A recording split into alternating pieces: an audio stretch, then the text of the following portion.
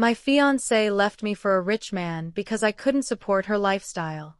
Now that he's out of the picture, she wants me back, but I've already moved on. Hey Reddit, I+ here.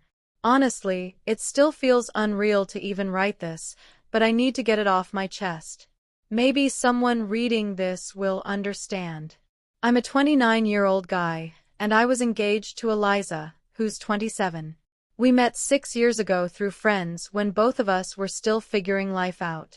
I was working as a teacher, barely scraping by, doing freelance tutoring on the side just to make rent.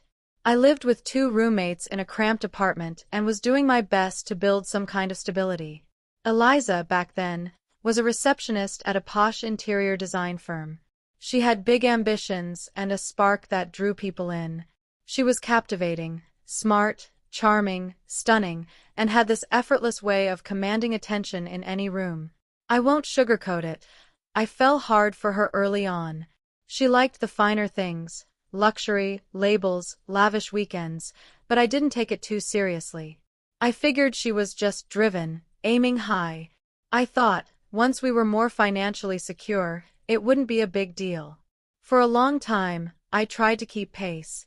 I'd take her to fancy restaurants on her birthday, plan weekend trips that stretched my wallet way too thin, and surprise her with gifts that left me sweating over my bank balance.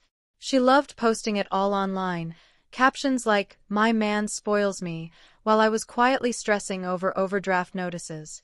But I loved her. And love has a funny way of making you justify things you probably shouldn't.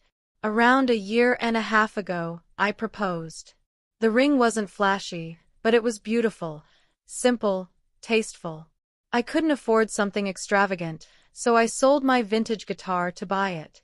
That guitar had sentimental value to me. But at the time, she was the person I envisioned building a future with, and I thought that was what truly counted. When I proposed, she teared up, said yes right away, and told me I was everything she'd ever hoped for. But a few months into our engagement, something started to shift. She became more withdrawn, quicker to snap, and less affectionate. Sarcastic remarks crept into our conversations, like, "Maybe if you pick up a second job, we can afford a real honeymoon." Or, "So-and-so's fiancé just surprised her with a Tesla. Must be nice." Those comments chipped away at me. Each one made me feel a little smaller. Still, I tried to explain it away. I told myself she was stressed. That wedding planning was overwhelming. That she'd come around. Then she started bringing up a man named Gregory, one of her firm's clients. He was in his late 40s, came from serious wealth, newly divorced, and apparently had a knack for charm. At first, she'd mention him casually, laughing about his jokes or saying he was a wine connoisseur. But something in my gut tightened every time his name came up. I didn't want to believe it, but the feeling wouldn't go away. When I finally asked her if there was more to it, she dismissed me. "Don't be insecure. He's just a client." That was the last conversation we had about him, until she ended our engagement a few weeks later. She said she needed space, that we were growing apart, that she had to find herself. I barely had time to process it before photos surfaced on her social media.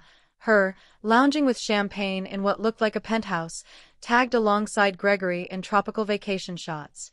The captions were like a slap in the face. "Sometimes we outgrow people, and that's okay." It wrecked me.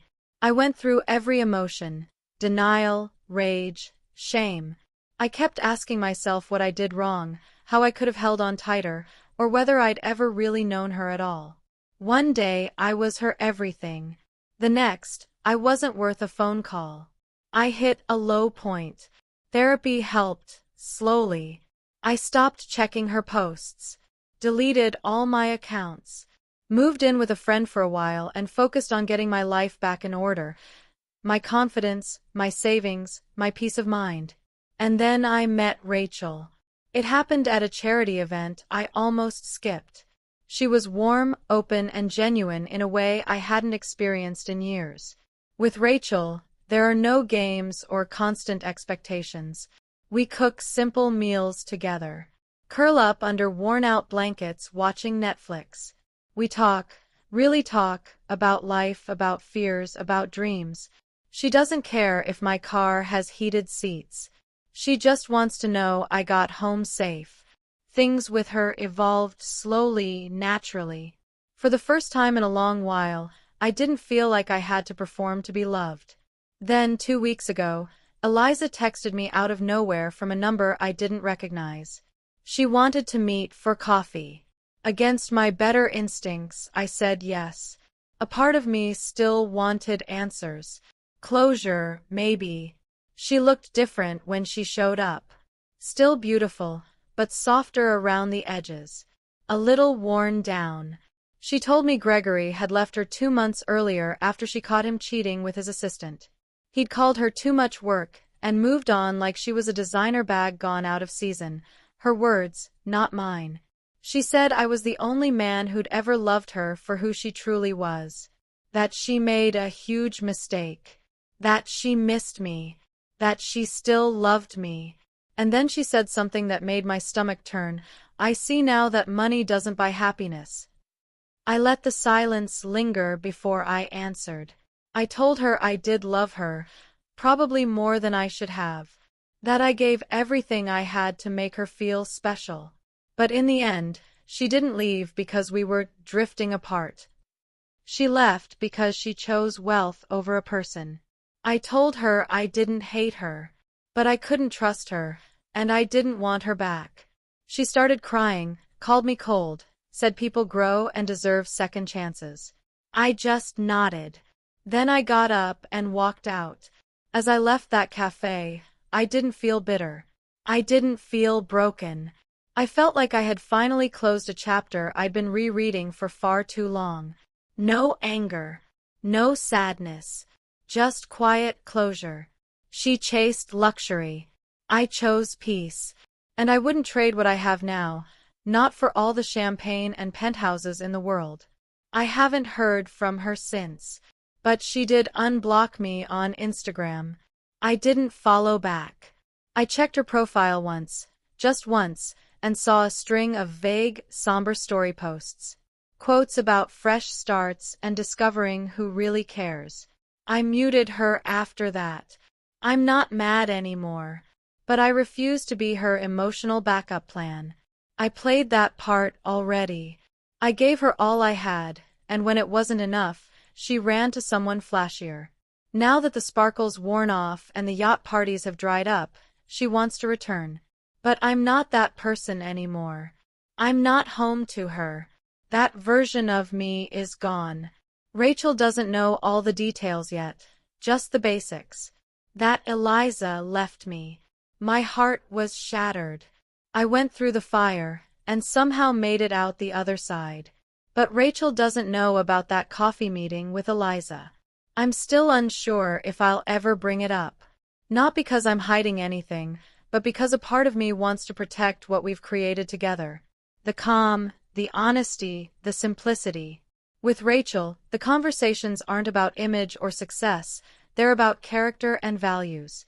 Just a few weeks ago, I took her to a small family cookout. I watched her, without hesitation, help my mom set up chairs, laugh with my little cousin over a silly TikTok dance, and chat with my dad about his favorite jazz artists like she genuinely cared. As I stood there watching her blend in so effortlessly, it hit me. This is what I had always been searching for. Not status. Not brands. Just someone who shows up, who gives without keeping score, who's present for no reason other than love. A few days later, I stumbled across an old email folder labeled wedding plans. I'd completely forgotten about it. Inside were guest lists, sample invites, venue suggestions, even a Pinterest board Eliza had once sent, captioned, "Someday soon." Smiling face with heart eyes. I stared at it for a while. Then I deleted every file. Every trace. Because I've spent enough time grieving someone who never really grieved losing me. I'm not angry anymore. I'm just done pouring my heart into people who only appreciate you when you're convenient, or when the upgrade stops replying. My energy belongs elsewhere now. To things that matter. Things like knowing my worth. Like making dinner with Rachel on a quiet Friday evening. Like peace. And maybe, just maybe, like falling in love again. But this time, for real.